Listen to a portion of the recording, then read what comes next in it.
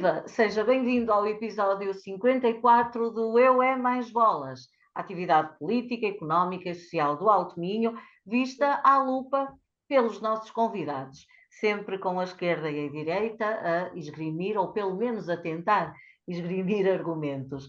Hoje temos a debater o Hugo Joel, da Iniciativa Liberal, e o Zé Carlos Barbosa, do Partido Socialista. Foi uma semana quente na política nacional, em que cartazes de mau gosto, digo eu, fascistas e xenófobos, também digo eu, bons para ignorar, também digo eu, ou levar aos tribunais, foram mais discutidos do que o Orçamento de Estado, do que algumas leis, enfim, discutíveis, do que os cortes na saúde ou na educação. Vivemos, digo eu, num país distraído. Mas vamos à conversa. E começamos com o Zé Carlos, na sua primeira participação no Eu é Mais Bolas, tem, portanto, direito a começar. Bem-vindo, Zé Carlos. Obrigada por estares connosco. E vamos começar então com a tua primeira escolha e que diz respeito ao turismo de inverno no Alto Minho e à economia local nesta altura, portanto, fora da época alta. Que nos contas? Então, boa tarde a todos. Obrigado aqui pelo convite. Espero que consigamos aqui debater muitas ideias e que consigamos chegar também a algumas conclusões. Então, o tema que eu tenho e o que vos quero falar aqui hoje é aqui uma ideia que me parece crucial para o futuro, no fundo, do nosso território. O Alto Minho pode e deve também transformar-se aqui num destino de inverno. E uma das janelas mais visíveis para essa transformação, e já estamos em novembro, e acho que podemos falar disso, são efetivamente as luzes de Natal, e também puxando aqui um bocadinho a brasa à minha sardinha, aqui em Viana do Castelo, em particular, que quando pensamos no turismo do Alto Minho é muito natural que primeiro nos venha à cabeça o litoral, o verão, o mar, o sol, mas a verdade é que estamos aqui também em retirada desse padrão clássico e há sinais claros de que os meses mais frios e mais cinzentos para o turismo em si podem realmente funcionar como momentos estratégicos e não estou a falar só de uma melhoria lenta ou gradual, estamos aqui a ver aumentos reais e dados que realmente demonstram que a região está a crescer, mas que também nos alertam para riscos que se não aproveitarmos bem.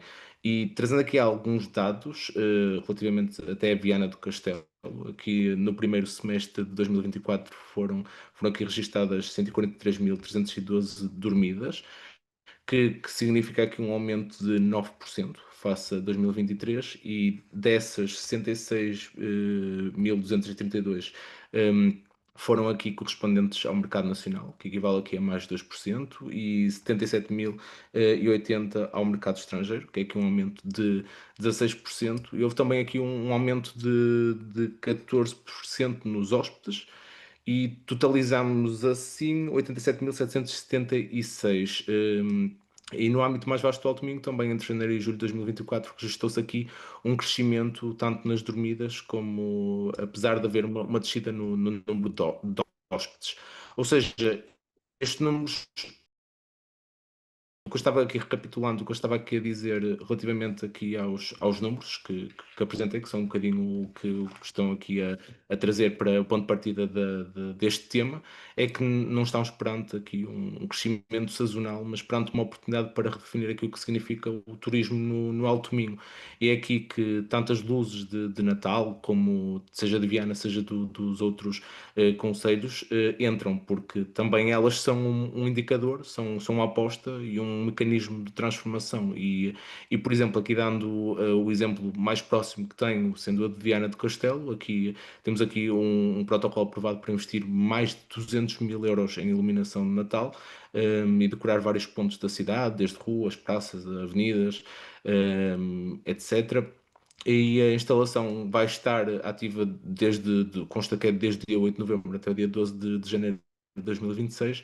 E então também quero explicar aqui um bocadinho o que eu vejo. As luzes não são apenas um enchimento de Natal, e são uma estratégia territorial, é que Viana está a dizer venham cá em novembro, em dezembro e não só em julho ou em agosto para as festas da Agonia, está a dizer que o nosso centro histórico, a nossa cidade, a nossa região pode também brilhar no inverno e isto cria benefícios múltiplos.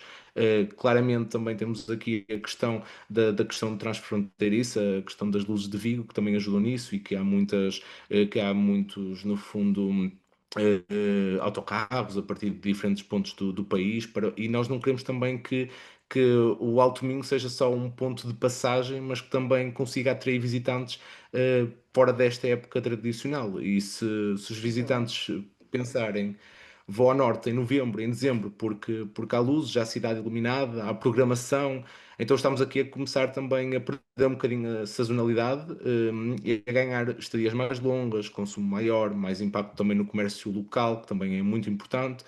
Aqui reforçamos a retenção e se o turismo se desloca e pernoita, não só faz paragem e dorme, come, visita, compra, e então o efeito é muito maior.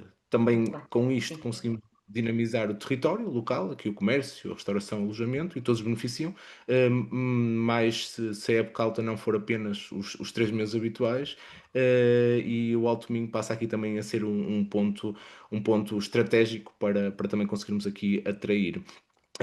Contudo, e como tudo, vem aqui um porém, que não basta só acender umas luzes de Natal e está, é preciso transformar também aqui o impulso em impacto real, porque também há aqui riscos que quero sublinhar, em que, como primeiro risco, podemos ter aqui apenas um corredor de passagem, como já tinha falado, e nós não queremos isso, não é um corredor de passagem para a Galiza ou para quem está aqui numa viagem rápida, e com os números que também apresentei, indicam aqui um crescimento nas dormidas e mas apesar de tudo há uma diminuição dos hóspedes que também pode também caracterizar essa questão e se muitos visitantes passam, dormem uma noite, seguem ao regresso, um impacto económico local pode ser um bocadinho limitado e precisamos que fiquem mais do que isso. E em segundo, creio que também há o risco da sazonalidade persistir, se o turismo forte se concentrar ainda nos meses mais quentes ou apenas em eventos pontuais, há aqui também a chave que é novembro ou dezembro e janeiro e deixam de ser menos bons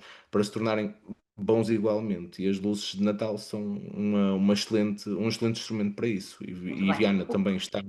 O que quer Sim, sim, sim, sim. dizer que a programação, acima de tudo, mais do que as luzes, não é? É muito importante. Sim, Claro que sim. Hugo, exatamente. concordas com esta visão? Eh, Parcialmente. Ou seja, os números do turismo são realmente interessantes em Viana do Castelo, têm vindo a aumentar e são significativos face às outras capitais de distrito da mesma dimensão de Viana do Castelo. E nesse ponto, o José Barbosa tem toda a razão, ou seja, tem havido um crescimento do turismo em Viana do Castelo e isso é positivo, não vemos nada de negativo nesse ponto, mas achamos muito bem, muito impulsionado pelo turismo vindo dos caminhos de Santiago, ou seja, dos turistas que vão a caminho de Santiago e normalmente são de paragens de um dia, mas que se a cidade souber mostrar-se nesse dia em que esses turistas passam, pode perfeitamente vir a conseguir novos turistas no futuro. Mas o ponto essencial aqui, o turismo é fundamental, mas eu fui ver, por curiosidade, vi também os dados do turismo, como é óbvio, já queríamos falar nisso, mas vi também aqui dados interessantes do INE sobre, é o Gabinete de Estudos, de Estratégia e Estudos do INE, que faz para o Governo da República ou para outras entidades públicas que estejam interessados nesses dados. É um relatório muito extenso sobre cada município e sobre o município de Viana do Castelo. O ponto interessante aqui é que nos 15 maiores setores de emprego em Viana do Castelo, no Conselho de Viana do Castelo, não surge a hotelaria. Ou seja, é muito bonito falar sobre turismo, mas de facto, nos 15 maiores setores de emprego, a hotelaria não está lá. Há um setor associado que é a restauração. A restauração, sim, surge aqui, creio que no sétimo, restaurantes do tipo tradicional, em 10º lugar. Mas o primeiro lugar são atividades de saúde com internamento, portanto, o Hospital de Viana do Castelo. O segundo é a fabricação de componentes automóveis, construção de edifícios e residências, edifícios residenciais e não residenciais, comércio e retalho, portanto, supermercados e hipermercados, que Viana do Castelo realmente tem muitos. atividades com empresas de trabalho temporário e confecção de vestuário. Nestes 6 temos, grosso modo, o emprego quase todo de Viana do Castelo. E, portanto, o turismo é importante, mas é apenas um ponto muito pequenino daquilo que é a economia local. A economia local, para falarmos de um setor que realmente seja transformador daquilo que é a economia local, teremos de falar em áreas como Lisboa ou o Algarve. Para todo o resto do país, o turismo é interessante, é economia, de facto, faz rentabilizar alguns setores, ou seja, por exemplo, como a restauração, como o aluguer de apartamentos nos centros das cidades, mas não é aquilo que emprega vianenses, no caso, nem portugueses no resto do país. Muito bem, o que quer dizer que é uma ideia que fica, que obviamente é interessante, mas há ainda muito para trabalhar neste âmbito. Entretanto, vamos ao segundo tema, é teu, Hugo, e tem a ver com a AIMA e os dados que foram apresentados para o Alto Minho. Os números são bons ou são maus? Os números dependem da perspectiva. Há quem os veja com uma boa perspectiva, há quem naturalmente discorde e acho que são maus. Ponto número 1 é dizer que estes dados surgem em outubro de 25, relativos a 24. Portanto, eu não percebo como é que é preciso 10 meses para fazer um relatório dos dados da AIMA, supostamente informatizado, seria fácil ter os números no mês seguinte ao encerramento do ano. Mas, aparentemente, a AIMA precisa de 10 meses para emitir um relatório. Mas é melhor ter o relatório do que não ter nada e, portanto, parabéns pelo relatório, porque é muito interessante. Nós temos os dados por distrito. E os dados por distrito revelam-nos que Viana do Castelo, eu fiz um trabalhinho de casa, ou seja, fui ver os dados do censo de 21, comparei com os dados que nós temos de imigrantes e, neste momento, no final, no dia 31 de dezembro de 24, havia registados em Viana do Castelo cerca de 20.190 imigrantes legalizados, a trabalhar, com vistos, sem qualquer problema, 20.190. Olhando para aquilo que eram os dados do censo de 21, isto representa 9% da população.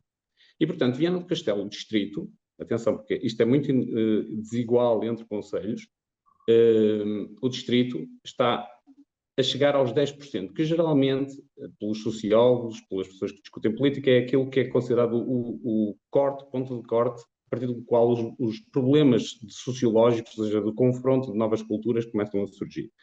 E isto é interessante por vários pontos. O ponto positivo, desde logo, é que há uma dinâmica de crescimento económico no distrito, e isso implica necessidade de trabalhadores, eles vêm de fora, positivo, sem dúvida nenhuma, são trabalhadores legais que estão a trabalhar, contribuir para a economia portuguesa, são bem-vindos e nós queremos acolhê-los da melhor forma. E esse é o ponto que eu acho que é relevante aqui, que é a melhor forma de receber estas pessoas. Porque a partir de agora, a partir destes pontos, dos 10%, e provavelmente estamos em 25% já, e se calhar o relatório de 25%, quando sair, já vai revelar que nós estamos acima dos 10%, porque, só para dar uma ideia, de 22 para 24, há um crescimento de 120% da imigração no distrito. Portanto, mais que duplicou o número de imigrantes no distrito em 2 anos. Mas, quando olhamos para o país, e o país, mais uma vez, o distrito é muito desigual entre ele, mas o país é altamente desigual dentro do país. Ou seja, os distritos do interior praticamente não têm imigração. Não é uma questão, não é um problema sequer.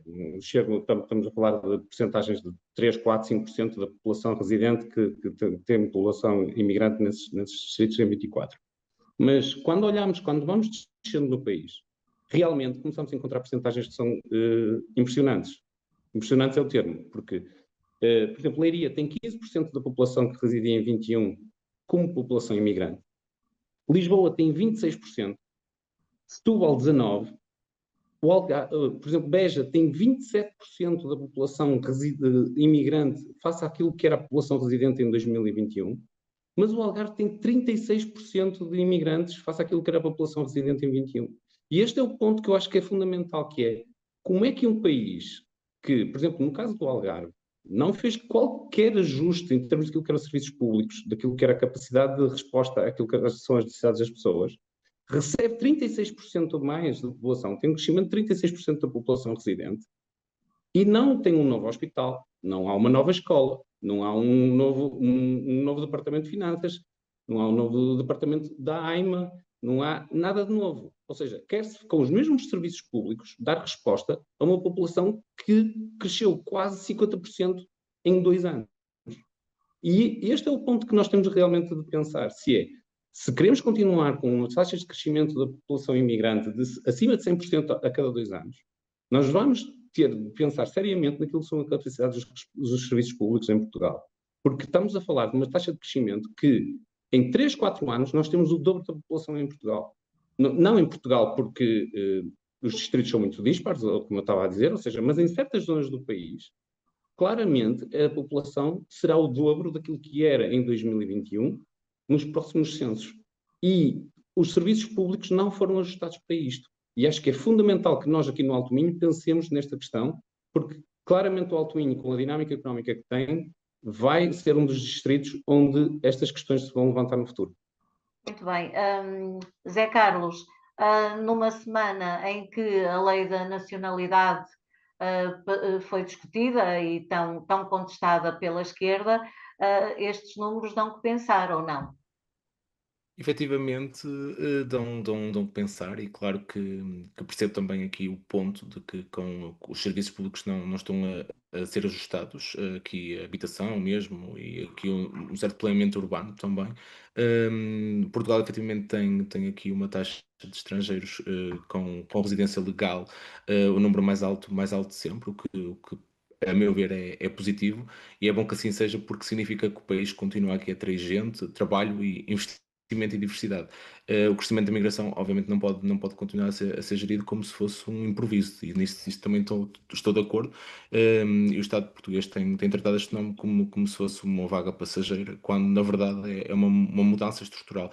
E o problema, na verdade, não é termos muitos imigrantes, e o que é bom é que estejam efetivamente legais, e que tenham os seus trabalhos, e que nós precisamos efetivamente da imigração.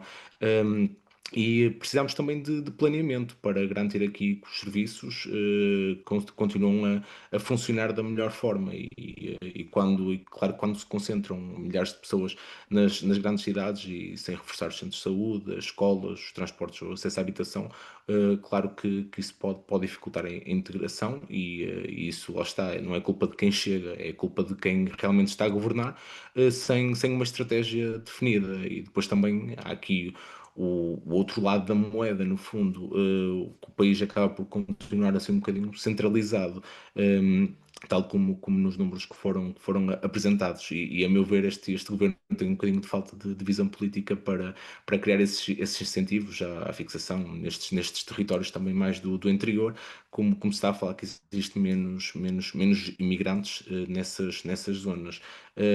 Ou seja, é importante que responda ao crescimento populacional aqui nas grandes cidades. Ou seja, precisamos de política territorial, e não apenas aqui de uma gestão da imigração. E aqui no Alto Minho, por exemplo, há indústrias a precisar de trabalhadores, há escolas a perder alunos, e há aldeias também que continuam a envelhecer, e a chegada dos imigrantes pode ser uma oportunidade perfeita para equilibrar também essa demografia Muito bem. e revitalizar o comércio.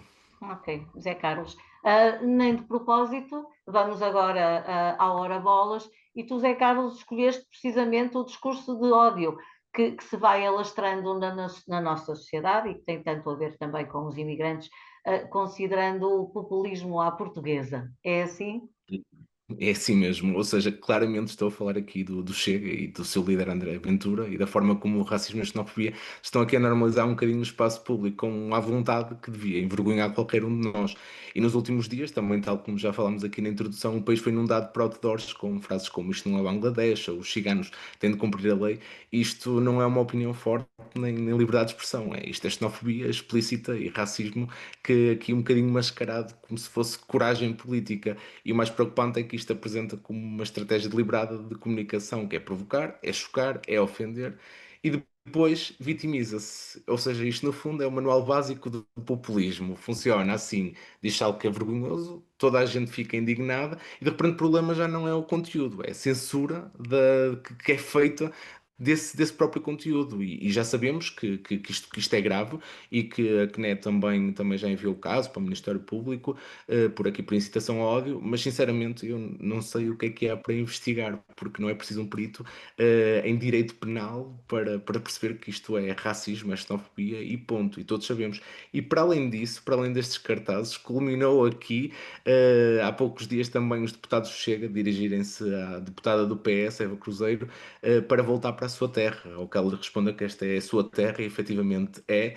Ela é portuguesa, nasceu cá, vive cá, é uma deputada da Assembleia, por isso estamos aqui a transformar um bocadinho a Assembleia da República quase como se fosse uma tasca, onde o insulto vale mais do que qualquer tipo de argumento, e até nesta semana também saiu, como próprio advogado, apresentou uma queixa ao Tribunal Constitucional para tentar inconstitucionalizar o Chega, e é precisamente isto que temos que entender, porque isto já começa a ser mais do que vergonhoso, e não podemos normalizar e incentivar este discurso de ódio, porque senão realmente qualquer dia parece que estão a tentar pôr as minorias contra as próprias minorias, e se não vão buscar uma minoria, vão buscar outra, e andamos sempre neste ciclo vicioso, e o populismo está a ficar totalmente entranhado aqui na nossa sociedade. Aí E está aí em maré alta. Que pensas sobre esta nova forma de fazer política? Política entre aspas, claro, Hugo. Sim, penso que é triste. É triste, mas só capitaliza votos, porque ela acaba por verbalizar aquilo que uma parte da população sente e pensa. Eu não acredito que existam 23% de fascistas ou xenófobos em Portugal. Aquilo que acontece na prática é aquilo que nós estávamos a falar no tema anterior, que é: há pessoas que sentem que os serviços públicos estão em constante decadência e degradação, e que as suas vidas estão a ser demasiado transtornadas por uma vaga de imigração, e o Chega capitaliza esse descontentamento. E há uma palestra muito interessante do Milton Friedman que falava precisamente sobre a imigração e o facto de subitamente, nos anos 70, a imigração ter sido um problema nos Estados Unidos, quando os Estados Unidos foram um país de imigração consecutiva durante 2 séculos e nunca houve problema com a imigração, pelo contrário, ela sempre foi incentivada. O que é que surgiu? A certa altura surgiram serviços públicos. E o acesso aos serviços públicos, que é aquilo que uma parte da população contribui com impostos e com a segurança social, e que em certa altura, certamente, começa a sentir que há uma degradação clara e evidente daquilo que são a sua qualidade de vida como resultado de um processo de imigração, faz com que as pessoas tendam a ser menos receptivas à imigração. O Chega aquilo que faz é capitalizar esse descontentamento da forma mais grotesca que é possível. Para quê? Para que ela seja falada, para que ela chegue a toda a população, que o único partido que é contra a imigração é o Chega. E é isso que eles estão a fazer, capitalizar. Mas isso só advém da má governação e do mau planeamento. Muito bem, como o José Carlos Barbosa falou agora deste governo, que não tem qualquer planeamento para aquilo que é o futuro, e onde tenho muitas dúvidas que as leis, as alterações legais façam parar estancar esta vaga de imigração, porque o crescimento económico vai fazer com que continuem a chegar imigrantes. Mas também é verdade que o Partido Socialista, de facto, fechou os olhos durante muito tempo e ocultou números que vieram a ser revelados mais tarde, e que fez de conta que nada acontecia em Portugal quando 2 milhões, quase 2 milhões de imigrantes entraram em Portugal, e nada se passou e não houve qualquer tipo de planeamento na altura para aquilo que era a necessidade de ajuste dos serviços públicos em Portugal. Portanto, acho que toda a gente tem responsabilidade aqui. O Chega, o que está a capitalizar é má governação, da forma grotesca, mas é aquilo que eles estão a fazer.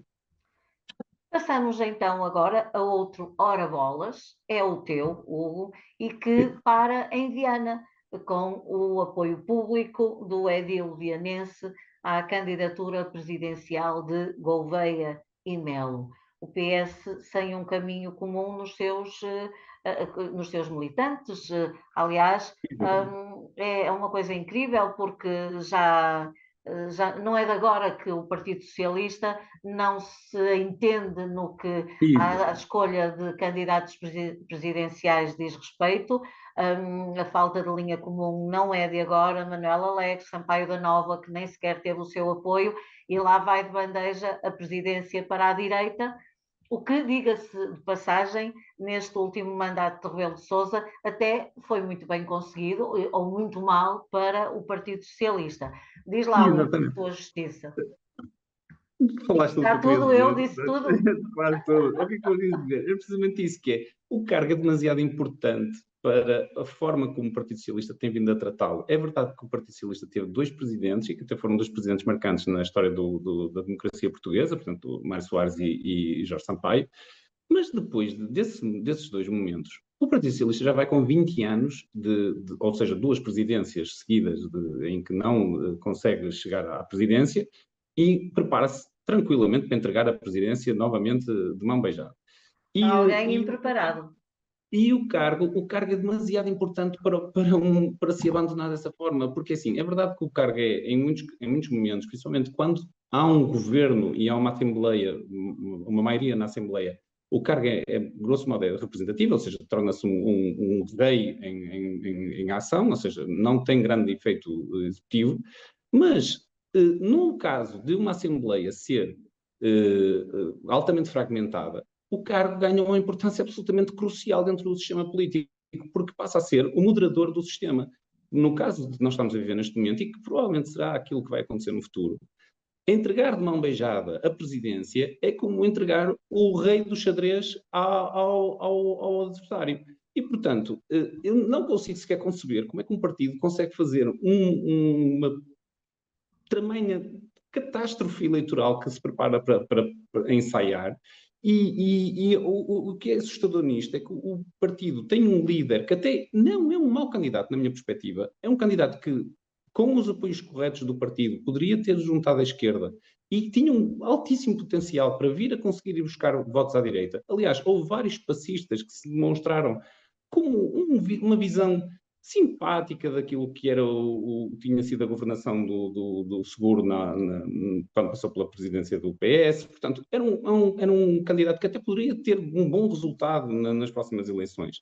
E o partido, aparentemente, não quer apoiá-lo. E, de tal forma, não quer apoiá-lo que permite que presidentes de Câmara, que são presidentes de Câmara de uma capital distrito, apoiem o Gouveia Melo, que foi, há 2 meses atrás, a um almoço com o André Ventura para decidir se teria o apoio do Chega para as próximas eleições. Isto com a conivência, ou seja, o almoço teria sido marcado por Mário Ferreira. Também é interessante como é que o dono de uma empresa de televisão, de um grupo de mídia em Portugal, marca almoços com futuros candidatos presidenciais desta forma.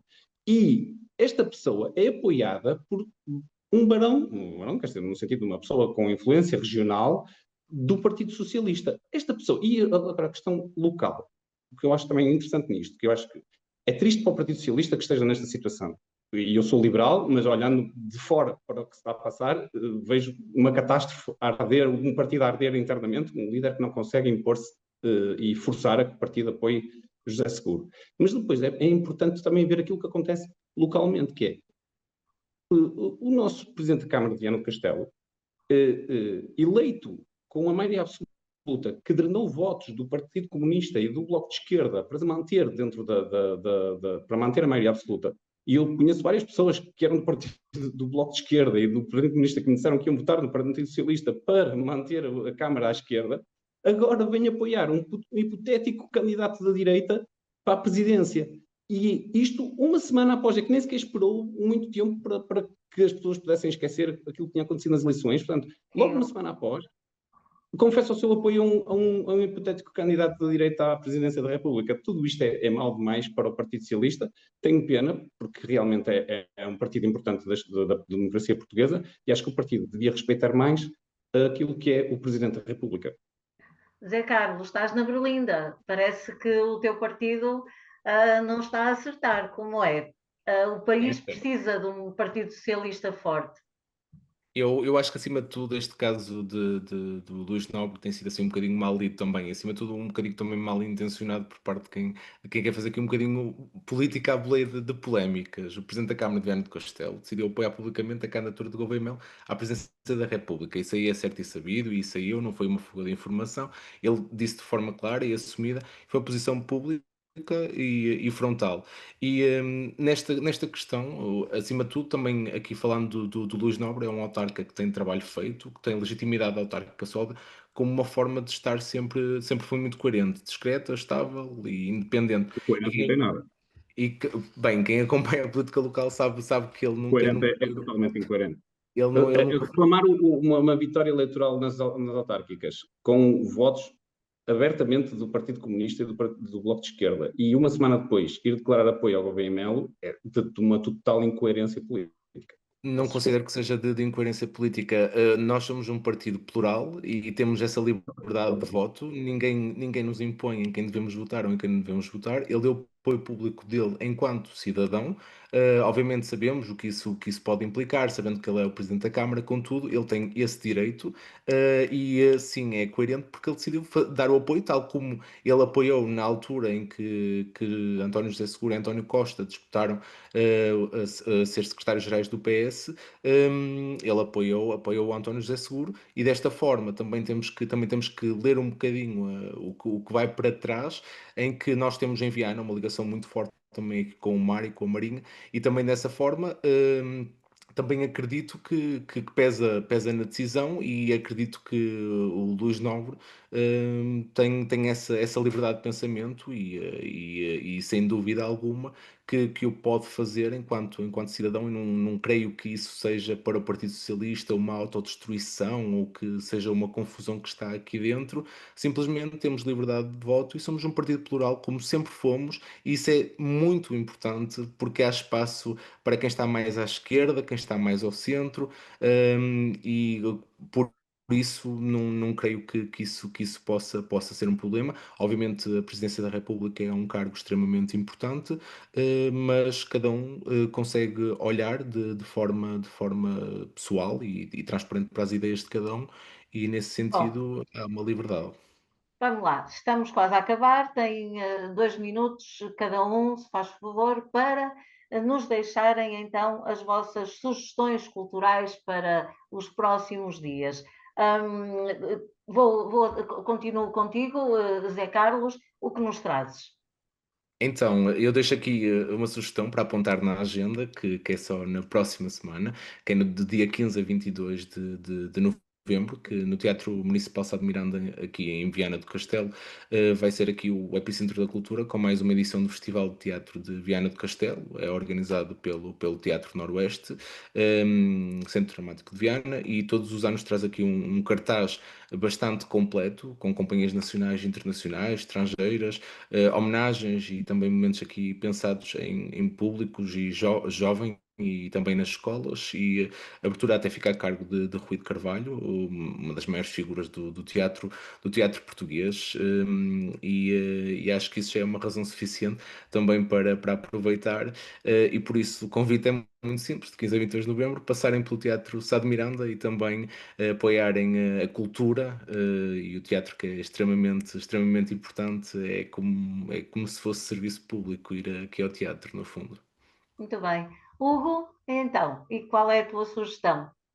Então, a minha sugestão é o Festival Sonoris, que já começou, mas já vai decorrer ao longo começou no dia 5 de outubro, mas já irá decorrer até ao meio de novembro, e ainda está a decorrer. O próximo evento, que seria no domingo, no momento em que estamos a gravar, mas o próximo seria dia 8 de novembro, na Adega Cooperativa de Ponte Lima, e que é um festival de música de câmara, música de instrumental, no distrito de Viana do Castelo, ao longo de todo o distrito. Portanto, eventos em Barroselas, Caminha, Atrife, Viana do Castelo, obviamente, Ponte Lima, e Arcos de Valdevez. E também o concerto de tributo a uma banda que eu adoro e que gosto muito de assistir aos tributos aos Pink Floyd. Será dia 14 de novembro, em Vila Nova de Cerveira, custa 14 euros também, e portanto quem quiser assistir, não é muito caro, um tributo aos Pink Floyd, que fica a minha sugestão. Muito bem, por hoje está tudo dito. Desejamos a todos então uma boa semana. Voltamos daqui a 8 dias. Até lá, fiquem bem.